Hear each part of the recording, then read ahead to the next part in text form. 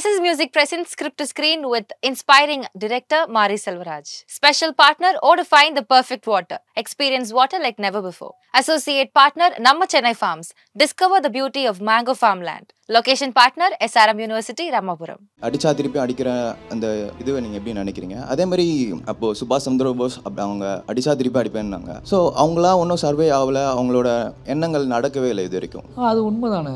வன்முறையால் ஒரு விஷயத்தை அடைய முடியாது அப்படிங்கிற எல்லாத்துக்குமே தெரியும். இப்போ நான் மறுபடியும் நீங்கள் ஸ்டூடெண்ட்ஸ்னால சொல்கிறேன். இப்போ டீச்சர்ஸ் நம்ம ஸ்கூலில் படிச்சிருப்போம்ல, பயங்கரமாக டீச்சர்ஸ் எல்லா பிரச்சனைகளும் அடிக்க மாட்டாங்கல்ல, எதுக்கோ ஒன்று அடிப்பாங்க. ஏன்னா ரொம்ப அவங்கள தப்பு பண்ணால் ரொம்ப விஷயம் தப்பு பண்ணால் அடிப்பாங்க, வேறு வழி இல்லாமல் அடிப்பாங்க. நிறைய டீச்சர்ஸ் அதிகாரத்தை பயன்படுத்துவாங்க. டீச்சர்ஸ்ட்டு நிறைய மாறுபாடுகள் கருத்துக்கள் இருக்கு. நான் பார்த்த டீச்சர்ஸ் சொல்கிறேன். சிலவங்க என்னை திருத்ததுக்காக அடிப்பாங்க, எனக்கு நல்லா தெரியும். சிலவங்க என்னை பிடிக்காமல் அடிப்பாங்க. சிலவங்க தன்னை யாரும் நிரூபிக்கிறதுக்காக அடிப்பாங்க. நான் டீச்சர்ஸ்லேருந்து அதை புரிஞ்சுக்க ட்ரை பண்ணியிருக்கேன். ஒரு 5 டீச்சர்ஸ் இருக்காங்கன்னா அந்த 5 டீச்சர்ஸ் 5 வகையாக என்னை அடிச்சிருக்காங்க. இப்போ நீ அடிக்கவே அடிக்காடா, திருப்பி அடிக்காதான்னு சொல்ல முடியாது என்னால். ஏன்னா அவனோட நியாயமான காரணங்கள் இருக்கும். இப்போ நான் முட்டாளாயிடுவேன். திருப்பி அடிக்காதுன்னு சொன்னாலும் முட்டாளாயிடுவேன். திருப்பி அடின்னு சொல்லுறதும் ரொம்ப முக்கியமான விஷயம். திருப்பி அடின்னு சொல்லக்கூடிய கடமை எனக்கு இருக்குது அப்படின்னா எதுக்குன்னு சொல்லக்கூடிய கடமை எனக்கு இருக்குது, ஏன் அப்படிங்கிற சொல்லக்கூடிய கடமை எனக்கு இருக்குது. ஓகேங்களா? அப்போ வன்முறை அப்படிங்கிறது, வன்முறைன்னு ஒரு வார்த்தை நமக்கு வன்முறையை நம்ம நிறைய பாதிக்கப்பட்டனால வன்முறைங்கிற வார்த்தை மேலே பெரிய பயம் இருக்குது. ரொம்ப ஷாக் ஆச்சு. இண்டஸ்ட்ரியில் கூட ஒரு டைரக்டர் தான் இன்டர்வியூ சொல்லியிருந்தார். கர்ணன் படத்தில் பாண்டிய மன்னர்களோட மீனை வெட்டுறாங்க, நம்ம மதுரையெல்லாம் கொந்தளிக்கவே இல்லை மக்கள். எனக்கு அது பயங்கர ஷாக். எனக்கு சொல்ல மனசாட்சி எப்படி சொல்லுவான், மீனை வெட்டுறான் ஓகேவா, மீனை வெட்டும் போது அந்த மீனோட வேல்யூ மாறுது.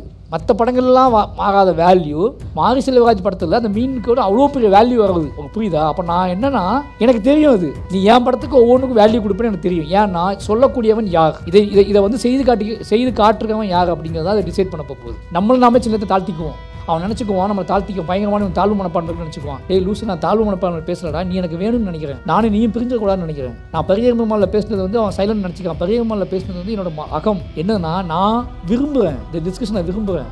ஒரு பெண்ணை ஒரு பொருளாகவே பார்க்குறாங்க அப்படின்ற ஒரு விஷயம் இருக்கு இல்லையா? ஆனால் இதே படத்தில் பரியேறும் பெருமாளில் ஒரு பொண்ணுக்கு மொட்டை அடித்து கூட்டிகிட்டு போயிடுவாங்க. அது அப்பாவுக்கு தெரியும், அந்த பொண்ணுக்கு தெரியும் என்ன பிரச்சனைன்றது தெரியும். ஆனால் ஜோவோட அப்பா மட்டும் பார்த்தீங்கன்னா அந்த பொண்ணுக்கு இந்த விஷயம் தெரிஞ்சிடவே கூடாது அப்படின்றதுல ரொம்ப ஒரு இதுவோட இருப்பார். இந்த படம் பார்க்கும்போது ஜோக்கு தெரியாது, ஆனால் படத்துக்கு வெளியே நிறைய ஜோ இருக்காங்க. ஸ்க்ரீனில் ஒரு ஜோ இருக்கா, அந்த ஜோக்கு தெரியாதுங்கிறது ஒரு கேள்வியாக வருது என்கிட்ட.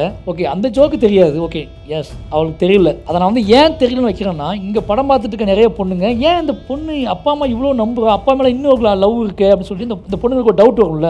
வெளியே இருந்து பார்க்க ஜோக்களுக்கு மட்டும் தான் தெரியும் ஜோ எவ்வளோ போய் சிக்கல்ல இருக்கான்னு சொல்லி. பரியன் பாதிக்கப்பட்டான், பரியன் அடிப்பட்டான், பரியன் மிதிப்பட்டான், பரியன் டென்ஷனானா ஜோ பயங்கர ஹாப்பியா இருக்கா, ஜோ நல்லா ஜோ தான் மிகப்பெரிய சிக்கல்ல இருக்கா அப்படிங்கிறது தான் வெளியே பார்க்கும் எல்லாத்துக்கும் தெரிஞ்சிருக்கும்.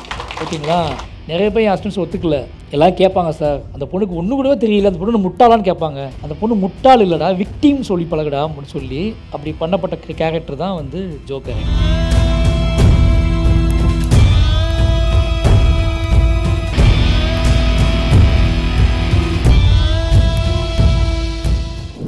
எனக்கு கர்ணன் படம் ஒரு மாதிரி இன்ட்ரெஸ்டிங்காக இருந்தது. ஏன்னா அந்த படத்தோட பேசிங்காக நான் சொல்கிறேன். இப்போது அந்த படம் ஸ்டார்ட் ஆகி அந்த இன்டர்வல் போர்ஷன், கிளைமேக்ஸ் போர்ஷன் வச்சுக்கலாம், 2 ஹை பாயிண்ட்ஸ்.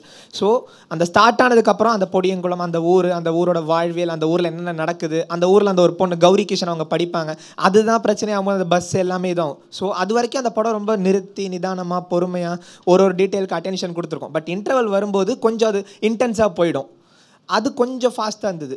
அதே மாதிரி கிளைமேக்ஸ்னு வரும்போது அந்த ஊரில் இருக்கவங்களாம் கஷ்டப்படுத்துவாங்க. தனுஷ் அந்த வேலைக்கு போகும்போது அவங்க அப்பா இது பண்ணலாம், அவங்க அப்பா இது பண்ணி கூப்பிட்டு போவார், அப்போ எல்லாம் இதுவாகும். ஸோ அந்த மாதிரி இருக்கும். அந்த சீன் கொஞ்சம் பொறுமையாக இருக்கும். அந்த குதிரையில் வர்றது, அந்த ஊருக்குள்ளே வர்றதுலாம். ஸோ அந்த படத்தோட பேசிங்கே அந்த மொத்த இதில் கொஞ்சம் அங்கே ஸ்லோவாக இருக்கும், இங்கே ஃபாஸ்ட்டாக இருக்கும், திருப்பி அங்கே கொஞ்சம் பொறுமையாக இருக்கும். ஸோ அந்த படத்துக்கு எப்படி நீங்கள் பேசிங் முடிவு பண்ணீங்க அந்த இம்பேக்ட்டுக்காக?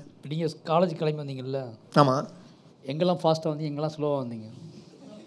போலீஸ் இருக்கும்போது ஸ்லோவாக வந்திருப்பான் சார். இல்லை கேட்குறேன், உங்களோட மனம் சார்ந்தது தானே அது. ட்ரெயினில் ஃபாஸ்ட்டாக வந்திருப்பேன். புரியல, நீங்கள் என்ன கேட்குறீங்க? இல்லை, நீங்கள் ஒரு விஷயம் பண்ணும்போது எதை ஃபாஸ்ட்டாக பண்ணுறீங்க, எதை ஸ்லோவாக பண்ணுறீங்க, எந்த மாதிரியான எமோஷனல்ஸை ரொம்ப ஃபாஸ்ட்டாக பண்ணுறீங்க, எந்த மாதிரியான எமோஷனல்ஸை ரொம்ப ஸ்லோவாக பண்ணுறீங்க அப்படின்னு. Hide and emotion. உங்கள் ஃப்ரெண்ட்ஸை பார்க்க போகும்போது நீ எப்படி போகிற, ஒரு வேலையாக போகும்போது எப்படி போகிற, ப்ரொஃபஸர்ஸ் கூப்பிட்டா எப்படி போகிற, கிளாஸ் ரூமில் உட்காந்துக்கும்போது எப்படி உட்காந்துருக்க, அது எமோஷனல்ஸ் தான் முடிவு பண்ணும். ஓகேங்களா? அந்த ஒரு மனித உணர்ச்சி தான் அந்த மனிதனோட வேகத்தை, அவனோட நடவடிக்கைகளை எல்லாவற்றையும் அவன் என்ன உணர்ச்சியில் அப்போ அந்த நேரத்தில் இருக்கான் அப்படிங்கிறது தான் ரொம்ப முக்கியமானது. இப்போ நான் ரொம்ப தனிமையாக இருக்கேன்னா நான் அமைதியாக உட்காந்துட்ருப்பேன். என் கூட ஒருத்தர் பேசிகிட்டு இருக்காருன்னா இப்போ ரொம்ப 2 பேருமே வந்து ஈக்குவலாக பேசிக்கிட்டு இருக்கோம். இப்போ நான் நிற்க வச்சு நீ நிற்க வச்சு அவள் பேசிக்கிட்டு இருந்தானா நான் வேறு மாதிரி இருப்பேன், என்கிட்ட ஒரு பதட்டம் இருக்கும். ஓகேவா? இப்போ 2 பேரும் ஈக்குவலாக ஷேர் பண்ணிட்டு உட்காந்துருக்கோம், ஈக்குவலாக பேசிக்கிட்டு இருக்கோம். இப்போ நான் இல்லாமல் நான் 4 பேர் நான் நிற்க வச்சு நான் பேசிகிட்டு இருக்கேன்னா நான் வேறு மாதிரி பேசிகிட்டு இருப்பேன்.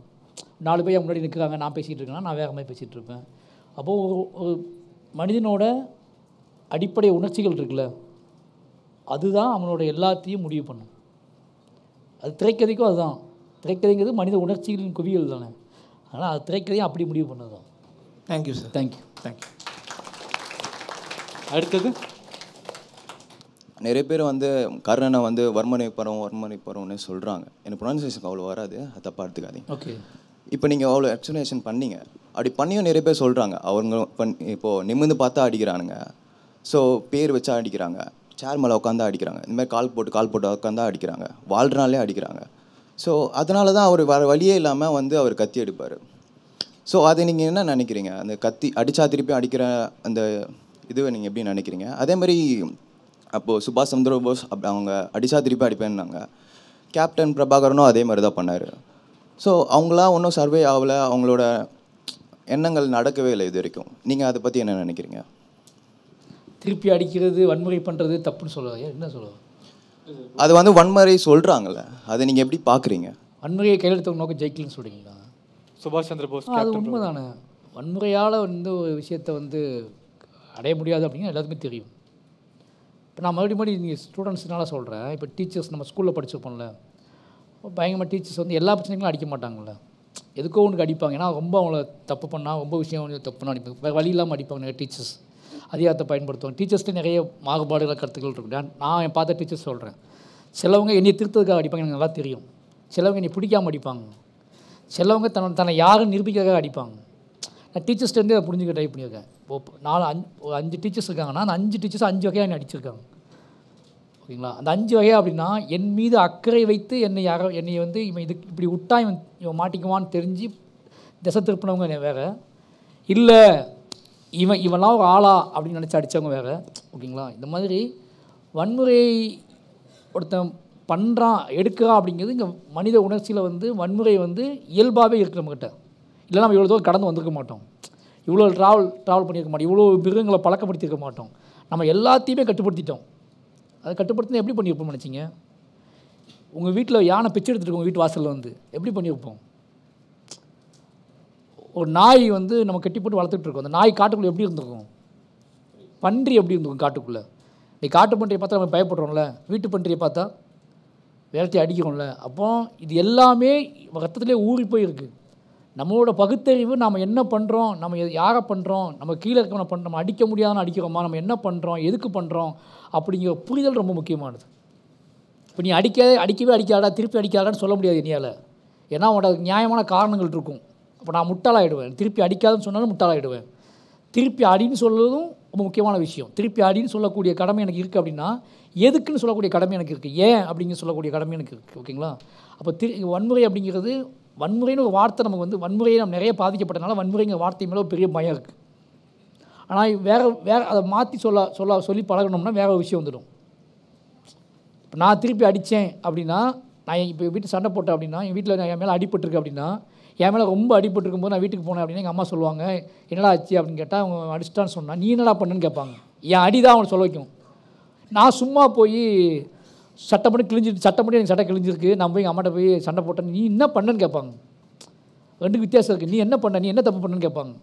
ஓகேங்களா? அப்போ என்னோடய பாதிப்பு தான் அதை டிசைட் பண்ணுது. என்னால் முடியாத செயல்பட்டு என்னோடய இயல்பு கெடும்போது, என்னோடய வாழ்வு ஒரு கட்டுக்குள்ளே வரும்போது, என்னோடய சுதந்திரம் பாதிக்கப்படும் போது, இதுக்கு மேலே நான் வந்து சர்வைவல் பண்ண முடியாது. சாதாரண உயிரினத்துக்கு தோணக்கூடிய உணர்ச்சி தான் அது. இதுக்கப்புறம் நான் சர்வைவல் பண்ண முடியாது, நான் திரும்பலை, நான் நிமிரலை அப்படின்னா சர்வைவல் பண்ண முடியாது அப்படின்னு எப்போ தோணுதோ அப்போ செஞ்சு தான். நீ என்ன தான் 1000 பேர் பேசினாலும் எல்லாத்துக்குள்ளேயும் தெரியுங்க, அதோட மீட்டர் லெவலில் தெரியுங்க, எது தப்பு எது ரைட்டுன்னு எல்லாத்துக்குமே தெரியும். அவங்கவுங்க வசதிக்கு ஏற்றாப்புல சொல்லிவிடுவாங்க. அதை சுபாஷ் சந்திர போஸ் பண்ணது தேசபக்தி அப்படின்னு சொல்லும்போது, வன்முறை பேசும்போது ஒரு எளிய பையன் பண்ணால் வன்முறைன்னு சொல்கிறாங்கன்னு வச்சுக்கோங்க. எளிய பையன் தன்னை காப்பாற்றிக்க ஒன்று பண்ணுறாங்கன்னா அது வந்து வன்முறை அப்படின்னு சொன்னாங்கன்னு வச்சுக்கோங்களேன். அவங்களுக்கு தெரியும், சொல்கிற எல்லாத்துக்குமே தெரியும். யார் சொன்னாலும் இப்போ கர்ணன் படம் பார்த்தவங்க நிறைய பேருக்கு தெரியும், இது அக்செப்டபிள் இல்லையா, இது நியாயம் இல்லையான்னு எல்லாத்துக்கும் தெரியும், எல்லாத்துக்கும் தெரியும். ஆனால் அவனோட வாழ்விலிருந்து அவனோட தேவையிலிருந்து அவங்க ஆன்சர் சொல்லுவாங்க. எதுக்கு இவ்வளோ பஸ்ஸு தான் நிற்காமல் போச்சு, எதுக்கு இவ்வளோ. ஒரு கிரிட்டிக்ஸ் கூட எங்கேயோ சொல்லியிருந்தார், பஸ்ஸை போட்டு சும்மா அதுவே பஸ்ஸு பாவம் உயிர் இல்லாத பஸ்ஸு, அதை போட்டு உடச்சிக்கிட்டே இருக்கானுங்க, பார்க்க முடியல அப்படின்னு ஒருத்தர் சொன்னார் ஒரு ரிவ்யூவில். எனக்கு அது பயங்கர ஷாக்காக தான் இருந்துச்சு. அப்போ அவன் எவ்வளோ எங்கே இருக்கா பாரு. அது உயிர் இல்லாத பஸ்ன்னு எனக்கு தெரியாதா? ஓகேவா, அது உயிர் இல்லாத பஸ்ன்னு எனக்கு தெரியாதா? ஆனால் அந்த பஸ்ஸை நான் எவ்வளோ ஏக்கத்தோடு பார்த்துருக்கேன். அந்த பஸ்ஸுக்கு நான் கண்ணு வச்சு காது வச்சு அது என்னென்னா அந்த பஸ்ஸுக்கு நான் அந்த பஸ்ஸை உயிரோடு நான் பார்த்துருக்கேன். அந்த பஸ்ஸு நான் கை போட அந்த டிரைவர் மாறிக்கிட்டே இருப்பான், அந்த பஸ் தான் மாறாமல் வந்துகிட்டே இருக்குது. நான் டெய்லி கை போடுறேன், அந்த பஸ்ஸுக்கு தெரியுது அந்த ஸ்டாப் எடுக்கக்கூடாதுன்னு சொல்லி. அப்போ கொஞ்சம் கொஞ்சமாக அந்த பஸ்ஸுக்கு உயிர் கொடுத்தது யார்? எப்படி அந்த வீலுக்கு மட்டும் அந்த பஸ்ஸுக்கு உயிர் கொடுத்தது யாருன்னு கேள்வி எனக்கு வருது இல்லை. டிரைவர்ஸ் மாறிக்கிட்டே இருக்காங்க. அப்போது அவர் சொல்கிறாரு, உயிரற்ற ஒரு எந்திரத்தை ஒரு இரும்பை போட்டு அடின்னு அடிக்கிறாங்க. அப்போது வன்முறை எவ்வளோ பிரளயமாகுது அதில். அதை பார்க்க பார்க்க உங்களுக்கு டிஸ்டர்பன்ஸ் ஆகாதான்னு கேட்குறான் கேள்வி. அதை விட இன்னொன்று ஒரு விஷயம் ரொம்ப ஷாக் ஆச்சு. இண்டஸ்ட்ரியில் கூட ஒரு டைரக்டர் தான் இன்டர்வியூ சொல்லியிருந்தார். கர்ணன் படத்தில் வந்து பாண்டிய மன்னர்களோட மீனை வெட்டுறாங்க, நம்ம மதுரையெல்லாம் கொந்தளிக்கவே இல்லை மக்கள் அப்படின்னு. அது சோழர்கள் கத்தியில் வெட்டுறாங்க சார். எனக்கு வந்து அது பயங்கர ஷாக். எனக்கு அன்றைக்கி அந்த வீடியோ பார்க்கும்போது நான் மீன் சாப்பிட்டுட்ருக்கேன். ஓகேங்களா, எனக்கு ரொம்ப ஷாக்கிங். இவருக்கு எப்படி பதில் சொல்கிறதுன்னு ஒன்று இருக்குல்ல, நம்ம பதில் சொல்லாமல் கடந்து போக முடியாது. ஓகேவா, அந்த வீடியோ பார்க்க இல்லைங்க இது எப்படி நியாயமாக இருக்க முடியும், மீனை வெட்டுறாங்க, இதுக்கு மதுரையில் வந்து நம்ம எப்படி கொந்தளிச்சிருக்கணும் அப்படின்னு பேசிகிட்டு இருக்காங்க. இதை நீ எப்படி கடந்து போக சொல்லு மனசாட்சி எப்படி சொல்லுவான். மீனை வெட்டுறான், ஓகேவா, மீனை வெட்டும் போது அந்த மீனோட வேல்யூ மாறுது. மற்ற படங்கள்லாம் மாறாத வேல்யூ மாரி செல்வராஜ் படத்தில் அந்த மீனுக்கு அவ்வளோ பெரிய வேல்யூ வருது. உங்களுக்கு புரியுதா? அப்போ நான் என்னென்னா எனக்கு தெரியும், அது நீ என் படத்துக்கு ஒவ்வொன்றுக்கும் வேல்யூ கொடுப்பேன்னு எனக்கு தெரியும். ஏன்னா சொல்லக்கூடியவன் யார், இதை வந்து செய்து காட்டுறவன் யார் அப்படிங்கிறத அதை டிசைட் பண்ண போகுது. வேறு ஒரு படத்தில் வேறு ஒரு ஹீரோ வெட்டியிருந்தாருன்னா இப்போ மீனை வெட்டுவாங்க பாரு அப்படி போயிருக்கும். அது மீனை வெட்டுறான்டா அப்படிங்கிற போது மாறுதா எதுவுமே அப்படிங்கும்போது நம்ம அதை கண்டுக்க முடியாது. நம்மளோட நோக்கம் போகணும். இப்போ நமக்கே ஒரு பயம் இருக்குது. இப்போ நமக்கு பிடித்தமானவர்கிட்ட பேசணும்னா அவங்களுக்கு கூட அவங்க ரொம்ப பிடிக்கும். அவனை அது லவ்வராக இருக்கலாம், ஃப்ரெண்டாக இருக்கலாம், அம்மா அப்பாவாக இருக்கலாம், யார் வேணாலும் இருக்கலாம். ஆனால் அவங்க கூட நமக்கு ஒரு கான்ஃப்ளிக்ட் வரும். அந்த கான்ஃப்ளிக்ட் எப்படி சரி பண்ணுவோம்னா, அவங்க நமக்கு வேணும்னு சொன்னால் நம்ம வேறு மாதிரி பேசுவோம். நம்ம அவங்க வேண்டாம் அப்படின்னு சொன்னால் வேறு மாதிரி பேசுவோம். இவ்வளோ தான் வன்முறையோட மீட்டர். இவ்வளோ தான். உனக்கு அவங்க வேணும், அவங்க என்னை புரிஞ்சுக்கணும். இந்த கான்ஃப்ளிக்ட் உடஞ்சா கூட நாளைக்கு நாங்கள் கண்டிப்பாக ஒன்றா இருக்கணும்னு ஆசைப்படணும் போது நம்ம யோசித்து பேசுவோம். நாமே சின்னத்தை தாழ்த்திக்குவோம். அவன் நினச்சிக்குவான் நம்மளை தாழ்த்திக்கும், பயங்கரமான தாழ்வு மனப்பான்மைக்கு நினச்சிக்குவான். டேய் லூசு, நான் தாழ்வு மனப்பான்மை பேசலடா, நீ எனக்கு வேணும்னு நினைக்கிறேன், நானும் நீயும் பிரிஞ்சிடக்கூடாதுன்னு நினைக்கிறேன். நான் பரியர்மமாலில் பேசினது வந்து அவன் சைலண்ட் நினச்சிக்கான். பரியர்மமாலில் பேசினது வந்து என்னோட அகம் என்னன்னா, நான் விரும்புகிறேன், இந்த டிஸ்கஷனை விரும்புகிறேன். நீ என் கூட நம்ம ட்ராவல் பண்ணுவோம், பேசுவோம், இது சரி பண்ணக்கூடிய விஷயந்தான், ரொம்ப கண்ணாடியான விஷயம் தான் நான் நினைக்கிறேன். அப்போ நீ திருப்பி வந்து நான் அமைதியாக பேசினா தாழ்வு மனப்பான்மை பேசுகிறான்னு சொல்கிறேன், நான் கோபமாக பேசினா வன்முறை மனசில் பேசுகிறான்னு சொல்கிறேன். அப்போ நான் பேசக்கூடாதுங்கிறது உன்னோட நோக்கமாக இருக்குது. அப்போ நான் என்ன பண்ணுறதுன்னு கேள்வி இருக்குல்ல. பட் நான் மட்டுமே ரெப்ரசன்டேட்டிவ் கிடையாது. பரியேறும் பெருமாள் பரியன் மட்டுமே இந்த சமூகத்தில் வாழலை. பரியன் மாதிரி பசங்களும் வாழ்கிறாங்க, கர்ணன் மாதிரி பசங்களும் வாழ்கிறானுங்க, மாமன்னன் அதிவீரன் மாதிரி பசங்களும் வாழ்கிறாங்க. அவங்கவுங்க கதையை அவங்கவுங்க பக்கத்தில் சொல்கிறாங்க. அந்தந்த கதையின் நியாயத்தை பொறுத்து அந்தந்த கதையோட அந்தந்த கையில் செயல்கள் நடந்துகிட்டே இருக்குது. அவ்வளோதான். அப்போது நீங்கள் பண்ணுறதுனால தான் பிரச்சனையாக இருக்கா சார்? இல்லை நீங்கள் ஒரு எப்படி சொல்கிறதுனா, உங்களால் நீங்கள் உங்கள்கிட்ட ஒரு கேள்வி கேட்பாங்க, உங்களுக்கு தெரியாத நீங்கள் சம்மந்தப்படாத ஒரு கேள்வின்னு நீங்கள் பயங்கரமாக ஆன்சர் சொல்லுவீங்க. நீங்கள் சம்மந்தப்பட்ட ஒரு கேள்வி உங்கள்கிட்ட கேட்டால் உங்களுக்கு ஒன்று இது எதுக்கு இப்போ கேட்குறேன்னு தோணும், இல்லை நீங்கள் ஆன்சர் சொல்ல மாட்டீங்க, இல்லை அந்த கேள்வியை உள்வாங்க மாட்டீங்க. நீங்கள் சம்மந்தப்பட்ட இதில் இந்த கேள்வியில் நீங்கள் உங்களோட நிலைப்பாடு என்னன்னு நான் உங்கள்கிட்ட கேட்டேன் அப்படின்னா உங்களோட ஆன்சர் டக்குன்னு வராது. ஆனால் இவர் எப்படிங்கன்னு உங்கள்கிட்ட கேட்டேன்னு வச்சுக்கோங்களேன், டக்குன்னு சொல்லுவேன். நீ எப்படிடா உன்னோட கேரக்டர் என்னடான்னு நான் கேட்டேன்னா நீ எவ்வளோ நேரம் யோசிப்பேன். அது மாதிரி நான் கேட்குற கேள்வி எல்லாமே எவ்ரி மனுஷன் எல்லா மனுஷனுக்கும் சம்மந்தப்பட்டதாக இருக்குது. அப்படிங்கும்போது அதை கேட்க நீ யாரா அப்படிங்கிற கேள்வி வருது. நீ எதுக்குள்ள இதையான திருப்பி கேட்டே இருக்க, இதை ஏன் திருப்பி கேட்குற, இதை கேட்குறவனுக்கு என்ன அப்படின்னு அவன் பையன் கன்ஃபியூஷன் ஆகிறான். அது ஒரு நார்மல் கொஸ்டின். நீ மனிதத்தன்மையோட என்ன நிலைப்பாடு எடுக்கிற? ஒரு மனித சமூகத்தில் ஒரு அறமற்ற ஒரு சூழல் நிலவிக்கிட்டு இருக்குது. அந்த சூழல் குறித்து ஒரு பார்வைக்கு வைக்கப்படுது. இந்த சூழலில் உன்னோட நிலைப்பாடு என்னன்னு நான் சிம்பிளாக கேட்குறேன். அந்த நிலைப்பாடுக்கு ஏன் நீ இவ்வளோ யோசிக்கிற? அந்த நிலைப்பாடு ஆமாம் இல்லைன்னு சொல்லிட்டு போயிட்டே இருக்கலாம். நீ ஆமாங்க இப்போவும் அப்படி தான் இருக்காங்க, இல்லை இப்போ இல்லை அப்படி பட் இருந்துக்காங்க என்ன செய்ய அப்படின்னு போகலாம். நான் இல்லைப்பான்ட்டு போகலாம், நான் இல்லைப்பான்ட்டு உன்னால் போக முடியல. ஏன்னா உனக்கு அந்த அதிகாரத்தின் ருசி கொஞ்சமாக நீ சொட்டி உனக்கு நாக்கில் பட்டிருக்கு. அதனால் என்ன பிரச்சனை ஆகுதுன்னா, நான் இல்லைன்னு போக முடியல. ஏன்னா நீ அதுவாக இருக்குன்னு ஆசை இருக்குது உனக்கு. இது அப்போ நீ என்ன பண்ணுற, உன்னையை காப்பாற்றிக் கொள்வதற்காக நிறைய கேள்விகள் நீங்களே உருவாக்கிக்கிற. நிறைய கேள்விகளை உருவாக்குறோம் நம்ம. அந்த அப்படி உருவாக்கப்பட்ட கேள்விகளை தான் நீ இப்போ கேட்குற கேள்வி எல்லாமே. இப்போ நான் படத்தை தாண்டி கேட்குறேன். என்னென்ன விஷயம்னா, இப்போ என் ஃப்ரெண்டு வந்து திருநெல்வேலி, அவங்க வந்து நிறைய விஷயம் என்கிட்ட ஷேர் பண்ணியிருக்கான் அவங்க ஊரில் நடந்ததுலாம். அப்போ எனக்கு இந்த கர்ணன் படம் பார்க்கும்போதெல்லாம் நிறைய வந்து எனக்கு நிறைய கனெக்ட் ஆச்சு, நிறைய விஷயம். ஸோ நானும் பர்சனலாக வந்து நிறைய நான் எக்ஸ்பீரியன்ஸில் வந்து நான் ரொம்ப இதெல்லாம் கொஞ்சம் மூமெண்ட்லலாம் நம்ம இந்த ஏரியாவில் வந்து வரதுனால தான் இப்படி பண்ணுறாங்களோ, நம்ம இந்த மாதிரி ஃபார்மல் போட்டால் வந்து நம்மளை ஒரு மாதிரி பார்க்குறாங்க, கேஷுவல் போட்டால் இந்த மாதிரி கேட்டால் பிள்ளைங்கன்றாங்க, இந்த முடி வளர்க்குறவங்களாம் கேட்டவன், முடி ஷார்ட்டாக வச்சுட்டு நல்லா இருக்கிறவங்களாம் அந்த மாதிரி ஒரு பார்வை இருக்குல்ல சார், அது நீங்கள் எப்படி நினைக்கிறீங்க? இல்லை, அது வந்து ஒரு யூனிஃபார்ம்னு ஒன்று இருக்குது. இப்படி ஸ்கூலில் நமக்கு ஏன் ஸ்கூலில் நம்ம யூனிஃபார்மாக வாழ்கிறோம், யூனிஃபார்ம்னு ஏன் கொடுக்குறாங்க? யார் ஏழை பணக்காரன் இவன் அப்படியா அப்படின்னு தெரிஞ்சக்கூடாது அப்படிங்கிறதுக்காக நம்ம யூனிஃபார்ம்குள்ளே வாழ்ந்து பழக்கப்பட ஆசைப்படுறோம். எனக்கு யூனிஃபார்ம் ரொம்ப பிடிக்கும். ஸ்கூல் ஏன் பிடிச்சிச்சு அப்படின்னா, ஸ்கூலில் வந்து முடிஞ்ச அளவுக்கு அதை அவாய்ட் பண்ண ட்ரை பண்ணுவாங்க. எல்லோரும் ஒரே பஞ்சில் உட்காருவோம், எல்லோரும் யூனிஃபார்மாக இருப்போம். ஏன் ஸ்கூல் ஸ்ட்ரக்சர், ஏன் பள்ளிக்கூடம் போயே ஆகணும், படிக்கிறதுக்கு மட்டும் கிடையாது, பள்ளிக்கூடம் போயே ஆகணும் நம்ம சொல்கிறதுக்கான காரணம் என்னென்னா, நீ எல்லா மனிதர்களோடும் புழங்கணும், எல்லா மனிதர்களோட பழகணும், எல்லோரும் ஒரே மாதிரி கலர்ஸில் பார்க்கணும். இது எல்லாம் தான் நம்ம எல்லோரும் உட்காந்துருப்போம், ஒருத்தர் பாடம் நடத்துவார், எல்லாத்துக்கும் கற்பிக்கப்படுற முறையில் நம்ம கற்பிக்கப்படுவோம். இப்படி இதுக்காக தான் பள்ளிக்கூடத்தையும் காலேஜையும் நம்ம அதிகமாக விரும்புகிறோம்.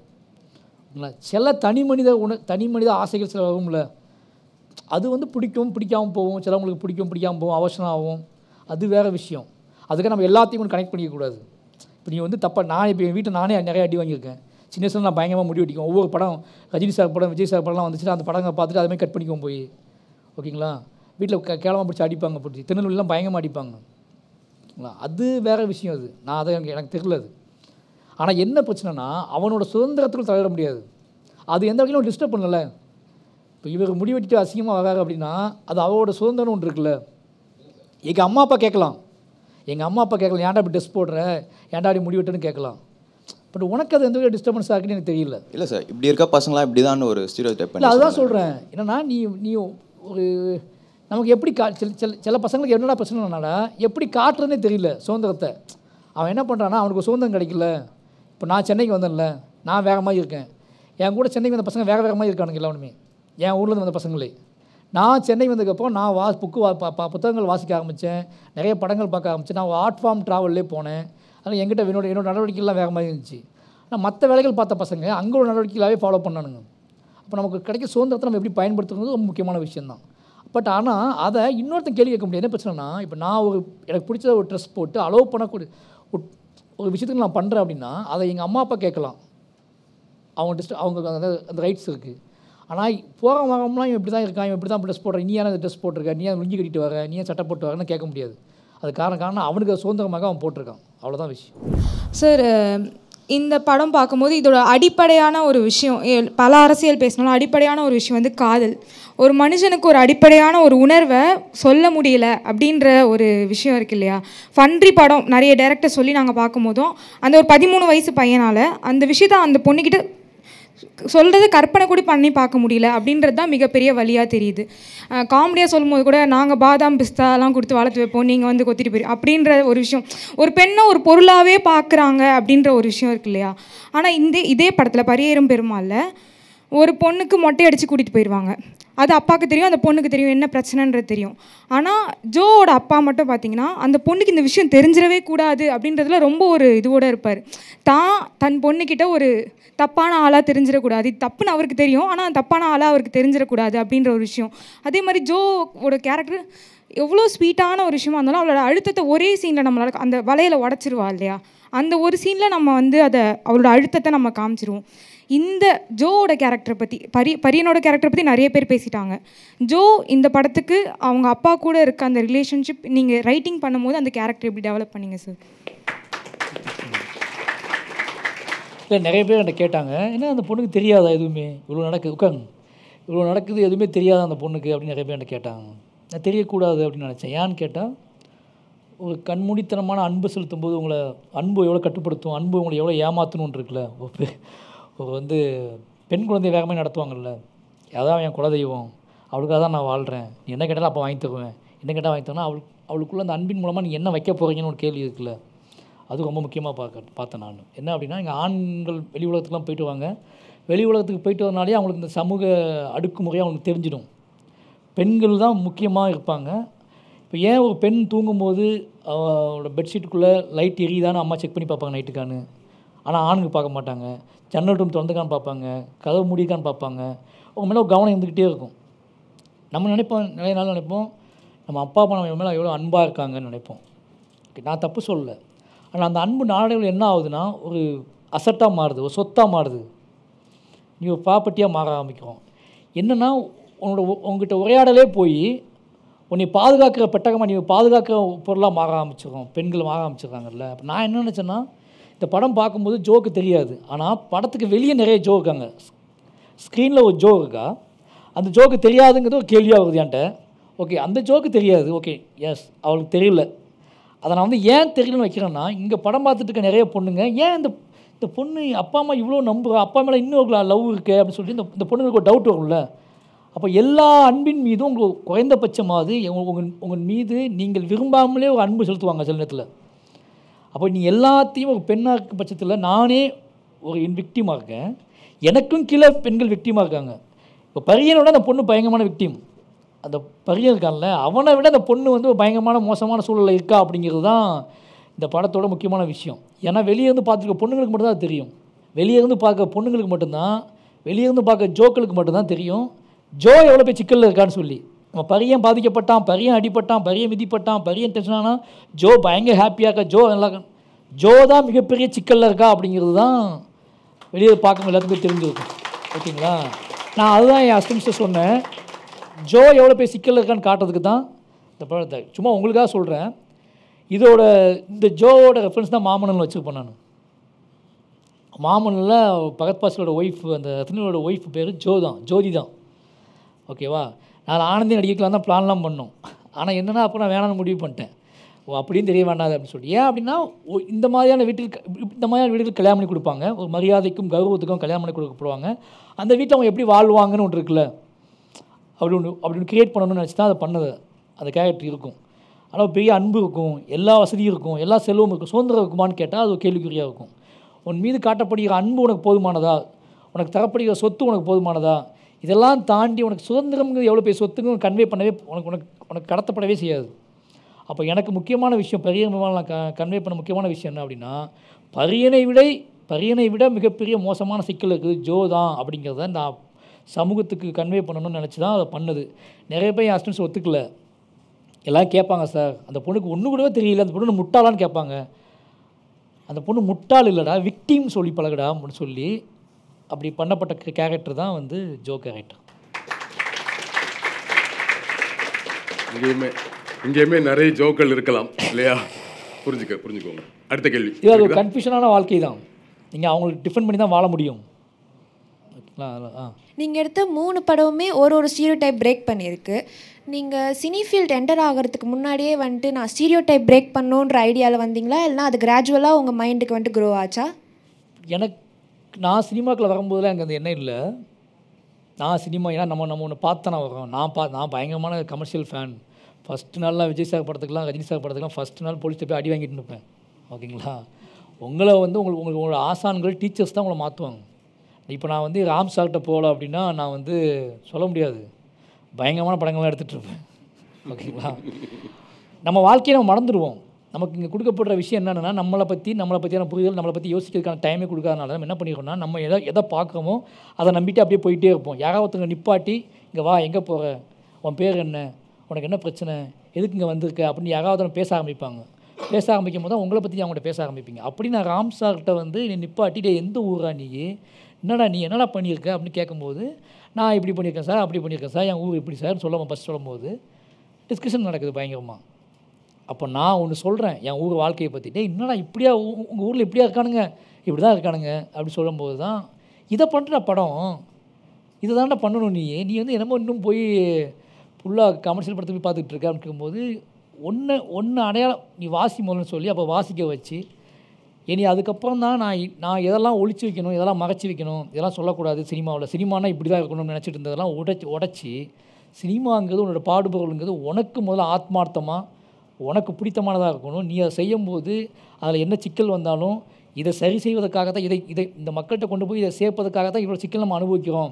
இப்போ பரியம்மாள் பண்ணும்போது சரி, கர்ணன் பண்ணும்போது சரி, மாமன்னன் பண்ணும்போது சந்தித்த சிக்கல் நிறைய. நான் திருப்பி தான் சொல்கிறேன், நீ கமர்ஷியல் படம் பண்ணு, என்ன வேணாலும் படம் பண்ணு, ஆனால் நீ எந்த படம் பண்ணாலும் கடுமையாக உழைக்கணும். அந்த உழைப்பை ஏன் ஒரு சாதாரண விஷயத்துக்கு போடுற? வெறுமனை பணத்துக்கும் புகழுக்கும் வெறுமனை ஒரு 10 நாள் கொண்டாட்டத்துக்கு ஏன் போடுற?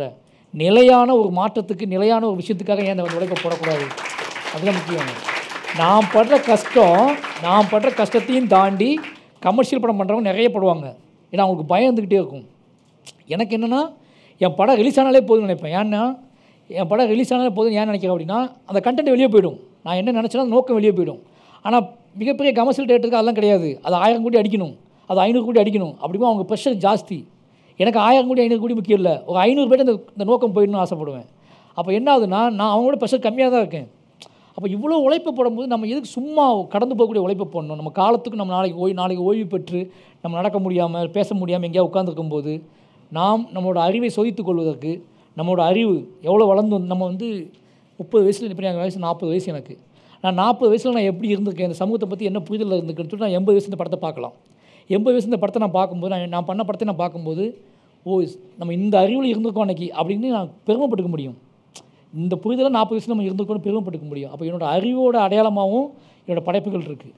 நான் 80 வயசில் நான் மாறலாம், தப்பான பாதை கூட போடலாம், அன்றைக்கி பணமும் புகழும் என்னை திசை திருப்பலாம், அல்லது வேறு எங்கேயாவது கூட்டிகிட்டு போகலாம். நான் சாமியாரை கூட ஆகலாம், யாருக்கு தெரியும்? நிறைய பேர் கம்யூனிசம் பேசிட்டு பொது உடைமை பேசிட்டு லாஸ்ட் ஃபைனலில் சாமியாரை கூட ஆகிடுறாங்கல்ல, ஓகேங்களா? அப்போது நான் திருப்பி இந்த படத்தை பார்த்தேன்னா இன்னும் இப்படியாட இருந்தோம், நம்ம இன்றைக்கி சாமியார் ஆகிட்டோம் அப்படின்னு சொல்லிட்டு ஒரு கில்ட்டி வரலாம், ஓகேவா? நான் என்னை சரி செய்து கொள்வதற்கு என்னோடய படைப்புகள் உதவணும். முதல்ல இவ்வளோ கஷ்டப்பட்டு வேலை பார்க்குறோம்னா உங்களோட படிப்பு எப்படி உங்களோட படிப்பு உங்களை சரி செய்து கொள்வதற்கு உதவுதோ அதே மாதிரி ஒரு படைப்பாளனுக்கு அவனோட படைப்புகள் அவனை சரி செய்து கொள்வதற்கு உதவணும். இப்போ என்ன பிரச்சனைனா மாமன்னன் வந்தப்போ நான் நிறைய எதிர்பார்த்தேன். நானே என்னை இதுக்கு முன்னாடி என் படிப்புனாலும் தெரியாது, யாராவது நின்னானே எனக்கு பேச வராது. மாமனுக்கு அப்புறம் நான் உட்காந்துருந்தேன், அவங்க நின்றுக்கிட்டு இருந்தாங்கன்னா எனக்கு வராது. ஆனால் அதுக்கு முன்னாடி நான் பண்ணியிருந்துக்கலாம், ஓகேவா? அது ஈஸியான பழக்கமாக இருந்திருக்கும். உட்கார அப்படின்னு சொல்லிட்டு தான் இப்போ பேச சொல்கிறேன் நான். ஏன்னா நம்ம பார்த்து பழகின விஷயம் தானே. டீச்சர்ஸ் நிற்பாங்க, நம்ம உட்காந்துருப்போம், அது ரொம்ப கேஷுவலான விஷயமா இருந்துச்சு. ஆனால் இன்றைக்கி ரொம்ப ஆழமாக பதிஞ்சிருக்கு நமக்கு, ஓகேவா? அப்போ இந்த மாற்றங்களுக்கு நம்ம படைப்புகள் நம்மளையும் மாற்றணும், அதுதான் மெயின். பரியேறும் பெருமாள் பற்றி நிறைய விஷயம் பேசிட்டோம். ஒரே ஒரு விஷயம் சொல்லிட்டு இந்த செக்மெண்ட்டை முடிக்கிறேன். ஒரு மேடையில் பேசியிருந்தீங்க, அதிகபட்சம் நீ என்ன பண்ணுவேன், என்னை சினிமா பண்ண விடாமல் பண்ணுவேன், நான் தெருவில் போய் ஆடுவேன், தெருவில் நின்று பாடுவேன் அப்படின்னு சொன்னீங்க. தெருவில் நின்று ஆடுறதோ தெருவில் நின்று பாடுறதோ தரக்குறையான விஷயம் கிடையாது. அங்கேயுமே ரொம்ப வீரியமாக அந்த வேலை செய்கிற கலைஞர்கள் இருக்காங்க. பட் நீங்கள் டைரக்டர், இங்கே இருக்கக்கூடிய பலரும் உங்களை ஒரு ஓகே நமக்கான ஒரு டைரக்டர் அப்படின்னு பார்க்கும்பொழுது நீங்கள் திருப்பி அங்கே போய் அதெல்லாம் செய்ய வேண்டிய அவசியம் வராது. நாங்கள் எல்லாம் இருக்கிறோம். அடுத்தடுத்து பெரிய படங்கள், பெரிய வெற்றிகள், இன்னும் பெரிய உயரங்கள் போகணும் சார். வாழ்த்துக்கள். நன்றி. SS Music presents Script to Screen with inspiring director Mari Selvaraj. Special partner Odifine the Perfect Water. Experience water like never before. Associate partner Namma Chennai Farms. Discover the beauty of mango farmland. Location partner SRM University, Ramapuram.